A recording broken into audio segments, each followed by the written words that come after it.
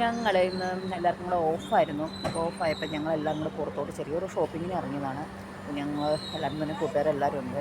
സന്ധ്യ ആയി വരണം. ഇവിടെ ചെറിയ തണുപ്പൊക്കെ ഇതുകൊണ്ട് സെറ്ററൊക്കെ ആയിട്ട് അതൊക്കെ പോവുകയാണ്. പോയിട്ട് വൈകുന്നേരത്തേക്ക് വരും. നാളെ എല്ലാവർക്കും ഡ്യൂട്ടിക്ക് പോകേണ്ടതല്ലോ. ഇവിടെ 3 ദിവസം ഓഫായിരുന്നത്. അടുത്ത ആൾ സെറ്ററൊക്കെ ഇങ്ങനെ എടുത്ത് ഒരാൾ ഇത് നമ്മുടെ ഒരു ഫ്രണ്ടാണ്, ചേച്ചിയാണ് കേട്ടോ.